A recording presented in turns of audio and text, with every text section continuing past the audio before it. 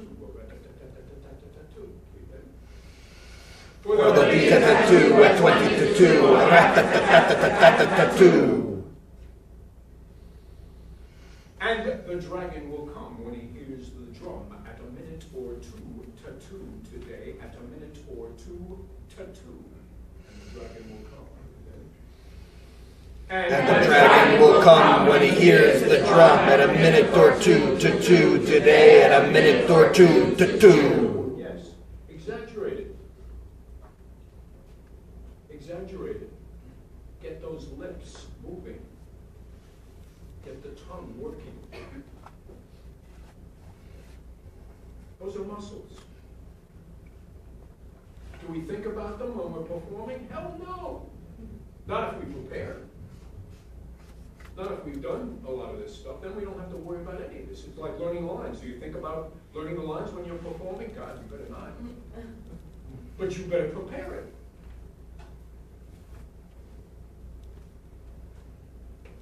Let's take the whole thing on one breath. I'll do it once for you, just to mark it and to show off. But I don't expect anybody to do it. I mean, this is, one breath. I'm still working on it. Been doing it at the Yale Drama School. We did it in 1964 or 5. Been doing it ever since. I'm finally getting to the point where I might have it. That's a tough concept, We're in the business of acting.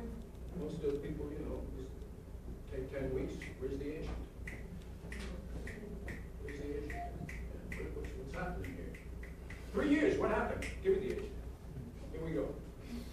What does it do to die today at a minute or 2 to 2? A thing distinctly hard to say, but harder still to do. For there'll be the tattoo at 20 to 2, or rat-a-tat-tat-tat-tat-tat-tat-tat, and the dragon will come when he hears the drum at a minute or 2 to 2 today, at a minute or 2 to 2. Thank you very much.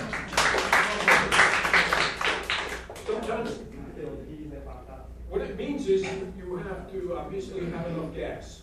Not gas. But you have to have, like an athlete, the air to get through that. And you have to know what you can do. It has to be like in a good horse race or a good track meet, that extra at the end to do that final kick to get through.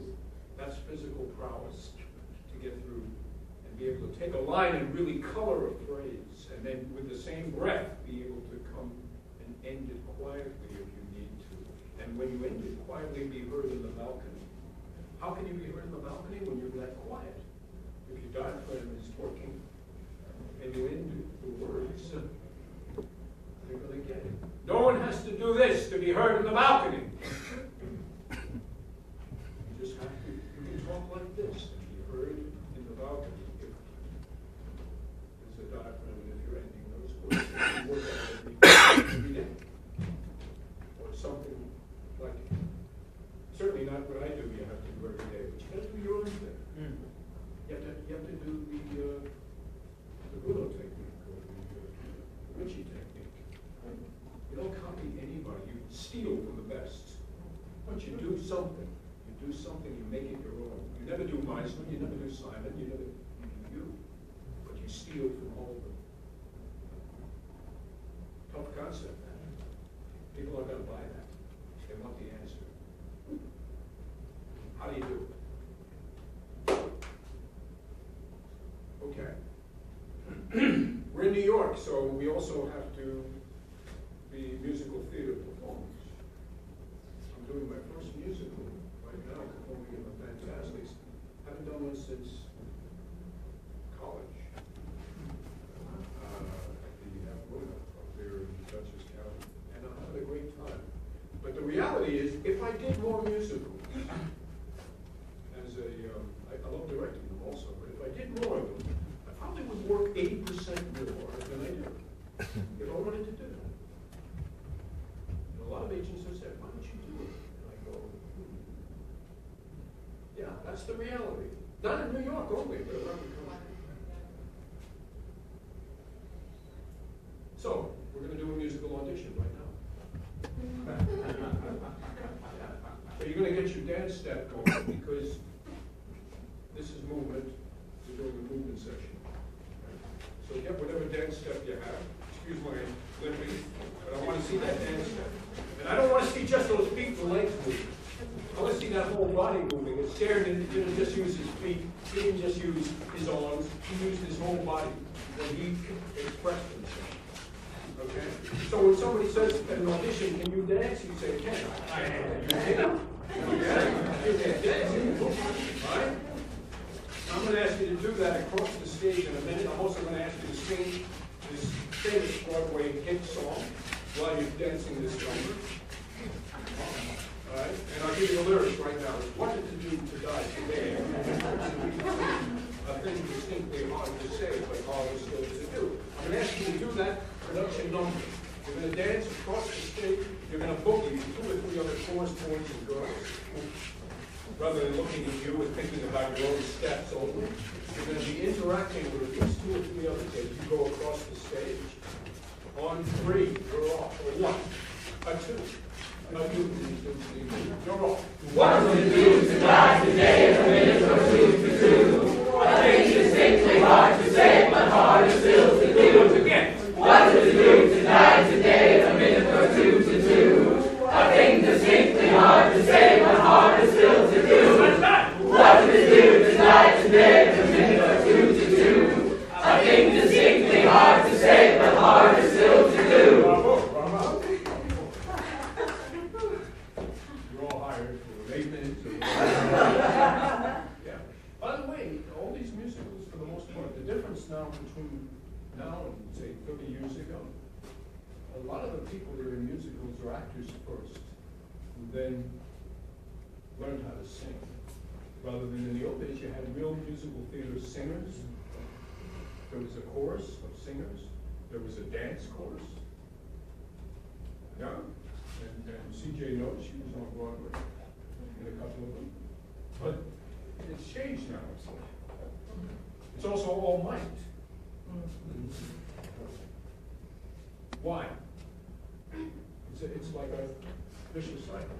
A lot of people say that it's the producers who are demanding, and that's true. But the producers are demanding for one reason. The actors don't have voices. Well, the producers never would have said that.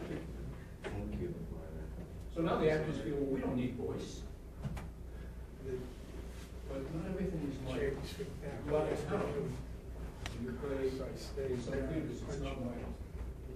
And eventually, they want to know whether you have a voice. There's certain places where you can actually make a living. And you're not going to make a living in a theater like this.